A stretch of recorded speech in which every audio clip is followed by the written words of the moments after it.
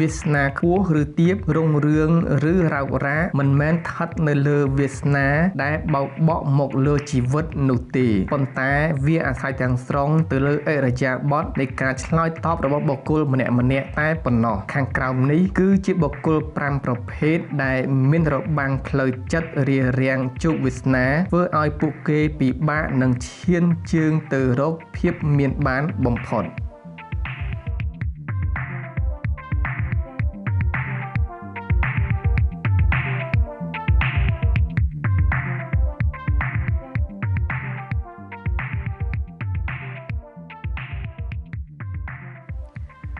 1ផ្នត់គំនិតងាយស្រួលជាធម្មជាតិមនុស្សភាគច្រើនតែងតែស្វែងរកផ្លូវកាត់និងជម្រើសដែលស្រណុកសុខស្រួលដោយព្យាយាមគេចវេះពីភាពស្មុគស្មាញ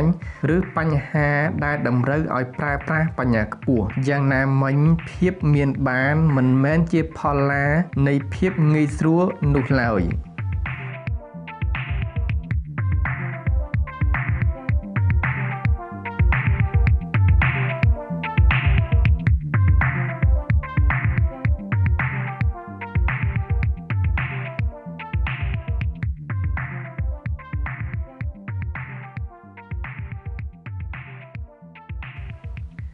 2ទម្លាប់ងាយស្រួលគឺជាផ្នែកមួយដែលរារាំងមនុស្សមិនឲ្យទទួលបានភាពមានបានលើសពីនេះមនុស្សភាគច្រើនចូលចិត្តរស់នៅក្នុងតំបន់សុវត្ថិភាពដែលជារនាំងមួយធ្វើឲ្យពួកគេពិបាកក្នុងការកសាងភាពមានបានណាស់ភាពមានបានគឺជាផ្លែផ្កានៃការធ្វើកិច្ចការដែលលំបាកបើអ្នកជ្រើសរើសធ្វើតែរឿងងាយៗជីវិតអ្នកនឹងជួបការលំបាកប៉ុន្តែបើអ្នកហ៊ានធ្វើរឿងដែលលំបាកនោះជីវិតអ្នកនឹងមានភាពងាយស្រួល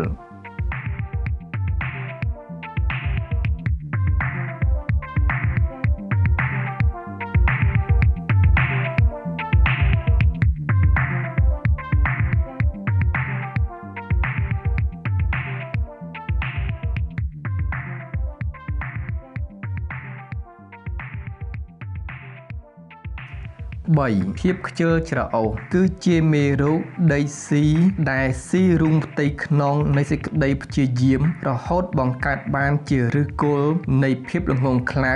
និងការធ្លាក់ចុះនៃជីវិតជាការពិតណាស់ភាពខ្ជិលមាននៅក្នុងសន្តានចិត្តមនុស្សគ្រប់រូបប៉ុន្តែភាពខុសគ្នារវាងអ្នកមាននិងអ្នកក្រគឺស្ថិតនៅលើការគ្រប់គ្រងវានេះឯងមនុស្សដែលពិបាកនឹងជោគជ័យតែងតែនិយមប្រើពាក្យថាចាំសិនដើម្បីលួងចិត្តខ្លួនឯងក្នុងការបង្ខំការងារមនុស្សដែលពិបាកនឹងជោគជ័យតែងតែនិយមប្រើពាក្យថាចាំសិនដើម្បីលួងចិត្តខ្លួនឯងក្នុងការបង្អក់ការងារពាក្យមួយឃ្លានេះគឺជាថ្នាំបំពុលដែលរារាំងរាល់សកម្មភាពឆ្ពោះទៅរកភាពមានបាននិងធ្វើឲ្យឱកាសមាសឱកាសប្រាក់របូតចេញពីដៃទាំងមិនដឹងខ្លួនបើអ្នកបណ្ដោយឲ្យភាពខ្ជិលច្រអូសដឹកមុខជីវិតនឹងស្ថិតនៅក្នុងភាពរ៉ោករ៉ាប៉ុន្តែបើអ្នកយកឈ្នះភាពខ្ជិលបាននោះអ្នកកំពុងបើកទ្វារស្វាគមន៍ភាពរុងរឿង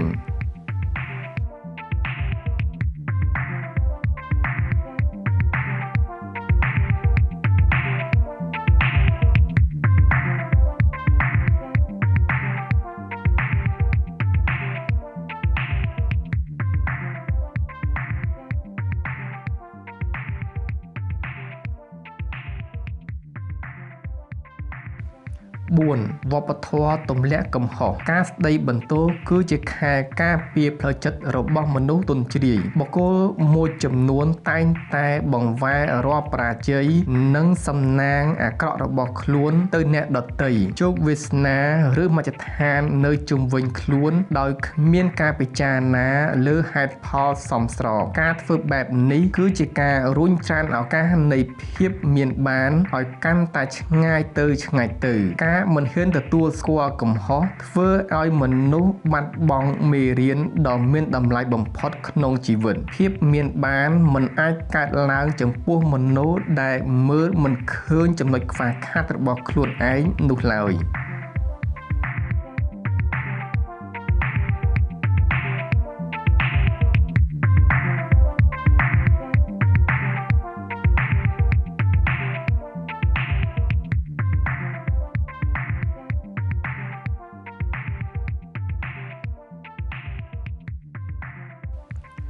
5បណ្ដោយតាមយថាកម្មពាក្យថាបណ្ដោយតាមយថាកម្មបានក្លាយជាមន្តអាគមដ៏គ្រោះថ្នាក់បំផុតដែលមនុស្សមួយចំនួនធំយកមកសូត្រដើម្បីលួងចិត្តខ្លួនឯងការប្តីផ្ដួលជីវិតទៅលើព្រេងវាសនាគឺជាការដាក់ខ្នោះច្រវាក់លើសេរីភាពនៃភាពជោគជ័យនិងជាការបោះបង់ចោលនៅសិទ្ធិជាម្ចាស់លើជីវិតខ្លួនឯងជំនឿលើព្រេងវាសនាហួសហេតុធ្វើឲ្យមនុស្សប្រើវាជាលេសដើម្បីបិទបាំងភាពបរាជ័យនិងការខ្វះខាតការខិតខំពួកគេតែងតែលើកលែងទោសឲ្យភាពកំសត់របស់ខ្លួនដោយទម្លាក់កំហុសទៅលើកាយវិការនៃជោគវាសនា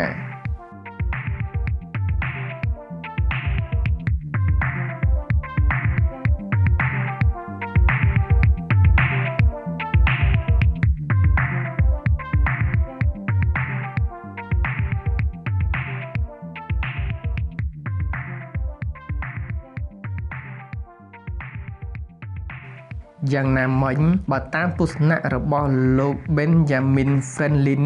ដែលជាបិតាស្ថាបនិកសហរដ្ឋអាមេរិកនិងជាបុរសដែលមានរូបនៅលើក្រដាសប្រាក់$100បានលើកឡើងយ៉ាងមុតស្រួចថាភាពឧស្សាហ៍ព្យាយាមគឺជាមេដានៃសំណាងវាជាការដាស់តឿនថាសំណាងមិនមែនធ្លាក់ពីលើមេឃនោះទេប៉ុន្តែវាកើតចេញពីការខិតខំប្រឹងប្រែងដែលមិនឈប់ឈរស្របគ្នានេះដែរសុភាសិតខ្មែរដែលជាមរតកគំនិតរបស់ព្រះគ្រូធម្មបណ្ឌិតគង់សឹមក៏បានចែងទូន្មានយ៉ាងជ្រាលជ្រៅថាកុំដេកចាំស្លាប់អង្គុយចាំមានខ្មាស់ល្ងងទើបចេះខ្មាស់ក្រទើបមានដឹងខ្លួនថាល្ងងគង់បានជាប្រាជ្ញកុំស្លាប់មុនរស់ហើយសឹមស្លាប់ចូលតោងសែបមនុស្សប្រាជ្ញកុំត្រាប់មនុស្សពាលឃ្លានេះបានសង្កត់ធ្ងន់ថាការអង្គុយរងចាំដោយគ្មានសកម្មភាពគឺជាការសម្លាប់ខ្លួនទាំងរស់បើចង់មានត្រូវចេះខ្មាស់នឹងភាពក្រីក្ររួចប្រែក្លាយវាទៅជាកម្លាំងចលករដើម្បីអភិវឌ្ឍខ្លួនឯង